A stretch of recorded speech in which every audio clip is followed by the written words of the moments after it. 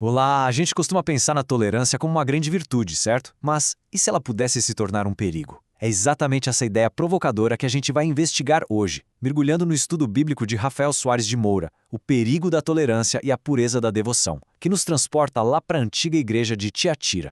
Olha, toda a análise do Moura gira em torno dessa tese aqui, que é super poderosa. A ideia central é que Cristo não está só observando de longe. Ele julga de forma ativa quando a igreja se torna cúmplice do mal. E ele exige uma linha clara, uma separação total entre a fé verdadeira e as práticas culturais pagãs. Essa é a chave para a gente destravar a mensagem para Tiatira.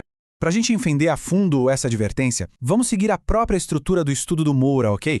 A gente começa com o dilema que aquela igreja vivia, depois vamos analisar a figura de Cristo como juiz, o perigo real da falsa tolerância, as consequências dessa escolha, a recompensa prometida e, claro, no final, as lições que Tiatira tem para nós hoje. Então vamos lá, começando pelo primeiro ponto, o dilema daquela igreja. Para captar a mensagem de Cristo, primeiro a gente precisa pisar no mesmo chão que eles pisavam. Tiatira não estava sofrendo uma perseguição do governo, como outras igrejas. A ameaça era bem mais sutil e vinha de dentro. Como Moura explica no estudo dele, a economia da cidade era totalmente dominada por essas guildas, que eram tipo os sindicatos da época. E isso criava um dilema gigantesco para os cristãos. Para trabalhar, para sustentar a família, era praticamente obrigatório fazer parte dessas guildas. O problema? Elas estavam encharcadas de rituais e práticas pagãs. E aqui o Moura faz um contraponto que é fundamental para a gente entender tudo. Enquanto a igreja de Pérgamo encarava um inimigo externo, declarado, o Império Romano, a briga de Tiatira era interna. A ameaça não batia na porta, ela já estava sentada à mesa, sendo ensinada como um acordo necessário, impulsionado pela pressão econômica de dentro da própria comunidade. Ok, então com esse cenário em mente, a pergunta é: como Cristo se apresenta para uma igreja que está vivendo esse dilema? Ele não vem como um consolador, mas, segundo a análise do Moura, ele se apresenta como um juiz de olhar penetrante. O Moura ressalta uma coisa: essa imagem não é só poesia, não. É uma declaração direta de que não existe fachada, não existe lugar secreto que ele não veja, especialmente aqueles acordos feitos nos bastidores, aqueles compromissos morais que aconteciam nos banquetes das guildas. E para complementar a imagem dos olhos de fogo, vem os pés de bronze polido. Isso simboliza a autoridade firme, inabalável de quem envia a carta. Ele não é um observador passivo, ele é o juiz poderoso que se posiciona de forma ativa contra toda corrupção moral. Bom, depois de estabelecer quem ele é, com toda essa autoridade, Cristo então apresenta o diagnóstico espiritual da igreja. E esse diagnóstico tem elogios, mas também uma advertência muito, muito séria. E aqui está o ponto central que o Moura levanta.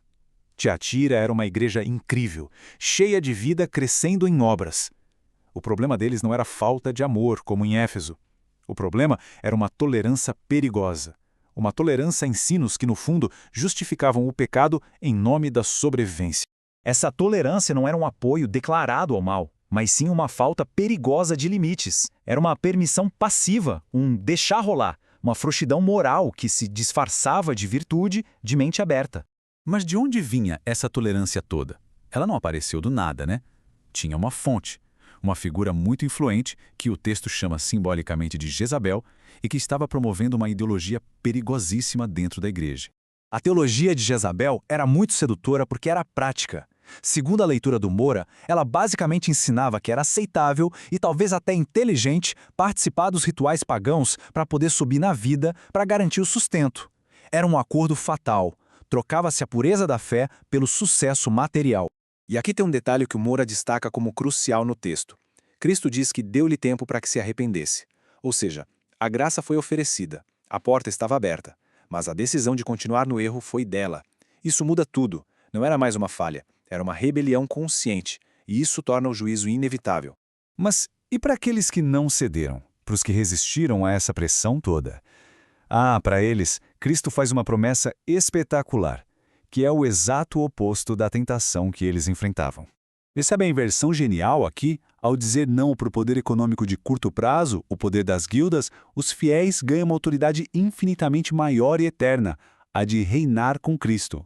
Eles trocam a aceitação do mundo pela intimidade com Deus. Então, depois de percorrer todo esse caminho, o problema, o juiz, a promessa, a gente chega na aplicação prática. O Rafael Soares de Moura encerra o estudo dele trazendo tudo isso para os nossos dias, para os desafios que a gente enfrenta hoje. Esses pontos são como um resumo das verdades que nunca envelhecem dessa carta. Por exemplo, a ideia de que o crescimento de uma igreja, o serviço, as boas obras, nada disso serve de desculpa para tolerar o pecado doutrinário. Ou a noção de que qualquer ideologia que justifique o erro como estratégia de sobrevivência é, na análise do Moura, uma Jezabel moderna. E tudo isso nos leva a uma reflexão final, uma pergunta provocadora que o estudo do Moura deixa no ar. Uma pergunta que atravessa os séculos, desde a antiga Tiatira até as pressões do nosso dia a dia.